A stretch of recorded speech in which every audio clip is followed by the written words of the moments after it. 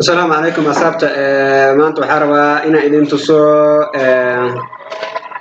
IP addresska ardayda kamid ah waxay soo weydiiyeen oo manaha inaan tuso qaabkii computerkayga IP addresskiisa saan ku ogaanayaa iyo saan ku arkayaa saan ku ogaan karaa IP addresska marka there is two ways in your computerkaaga waxaad leedahay two IP address one local IP address iyo public IP address marka local IP address markuu yahay the operating system wuxuu communication la sameeyaa within the computer within your operating system kaaga all the softwares in the local adoo network ku jirin the public IP address kan wuxuu yahay when network marka gasho that's the IP address ki aad leedahay oo manaha khaas ku ah or in order to communicate with the devices or nodes that are in the website marka I'll show you the two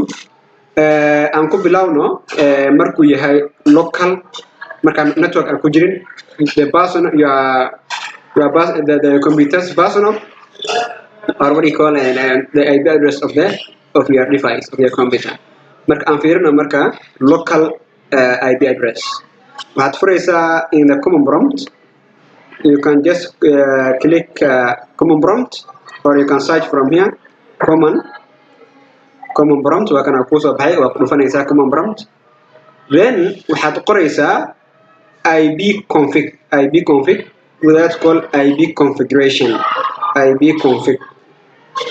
and so IP configuration. Okay, that's nice. Now we saw that. So then in the wireless or LAN means local area network. Within your local, your IP address is now this one. IP address of your computer is 192.168.0.107. That is your local IP address. Okay, public and end now.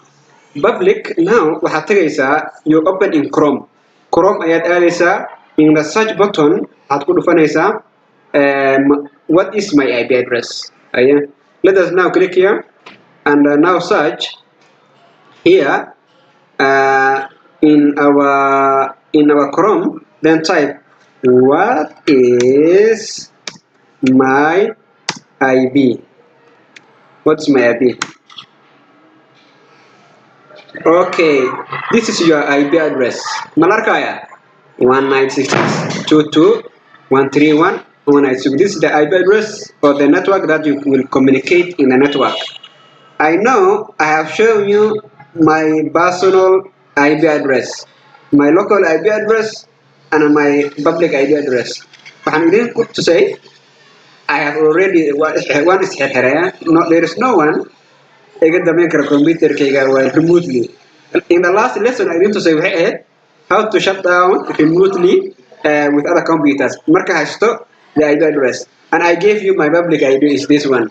So isku day lesson kii inaad ku laabatin oo casharkan iga dambaysiin computerkayga waad arkaynaa marka.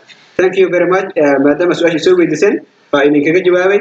I still you can ask me more questions. We ideas or in all parts of hacking, wherever, ask me in my forum, in YouTube or in my page of Jamal Technology.